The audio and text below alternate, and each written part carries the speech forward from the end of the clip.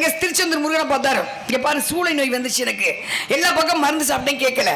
ஆனா இப்ப நான் உன் கோயிலுக்கு வந்துட்டேன், உன்னுடைய 90 அள்ளி நான் வயிற்றுல பூசிக்குவேன், பூசிட்டு நேரா கடற்கரை போவேன், கடற்கரை போவதற்குள் என் வயிற்று வலி நிக்கணும், இல்லைன்னா கடல்ல விழுந்து செத்து போயிடுவேன்ட்டாரு.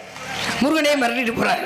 90 அள்ளி வயிற்றுல பூசினார், நேரா கடற்கரைக்கு போனார். கடற்கரை போவதற்குள்ள அவர் வயிற்று வலி நின்றது. அவர் எழுதியதுதான் கந்த சஷ்டி கவசம்.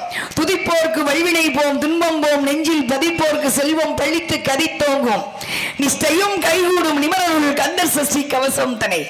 வீட்டில் ஒழித்தால் கவசம் போல் வீட்டை காக்கும் கந்த சஷ்டி கவசம். எப்படி ஒரு குடும்பத்தை காப்பாத்துறாரோ, எப்படி ராணுவ வீரர்கள் வந்து நாட்டை காப்பாத்துறாங்களோ, எப்படி பூமி வந்து பிரபஞ்சம் காப்பாத்துதோ, அது மாதிரி கந்த சஷ்டி கவசம் நம்மை காப்பாற்றும். அந்த கந்த சஷ்டிக்கு அவ்வளவு சக்தி இருக்கு. இது எழுதுனது பாலதேவராயர். திருச்செந்தூர் போனீங்கன்னா சஷ்டியில அகம் என்ற வயலை குழந்தை பிறக்கும். பழனிக்கு போனா பாலதண்டாயுதபாணி, செவ்வாய் தோசம் நீங்கிறது புராணம். ஆனா வந்து நீங்க காலையில அதிகாலை 4:30 மணிக்கு தான் போகணும். கோவநாட்டியை வச்சிருப்பாங்க, அப்பதான் பார்க்கணும். சில வேர்த்து வடியும், சின்ன கிண்ணம் வச்சிருப்பாங்க, அதுல வந்து சில வடியும் நிற்கும். அந்த வேர்த்த தண்ணி எடுத்து அபிஷேகத்துக்கு ஒரு சொட்டு, ஒரு மைக்ரோ பாயிண்ட் சாப்பிட்டாலே போதும், நாம் நோய் தீர்க்கும். செவ்வாய் தோசம் நீங்கிறது புராணம். ஆனால் எலும்பு மஜ்ஜையில் ரத்தம் சுத்தமாக உற்பத்தி என்பது இன்று கண்டுபிடிக்கப்பட்ட உண்மை. அப்போ ஒவ்வொரு படைவீட்டுக்கும் ஒரு வைத்திய நோய் தீர்க்கக்கூடிய சக்தி இருக்கு. அதனால சித்தர்கள் வந்து கிரகத்தின் அடிப்படையில் தான் கோயில்கள் கட்டப்பட்டது. அப்படிப்பட்ட முருகப்பெருமான் இது வந்து கொஞ்சம் முருகனை பத்தி, அந்த முருகனை பத்தி கந்த புராணம் 2 வரி கேட்கணும்ல, மனசு வலிக்கிற மாதிரி ஒரு விஷயம் சொல்லவா?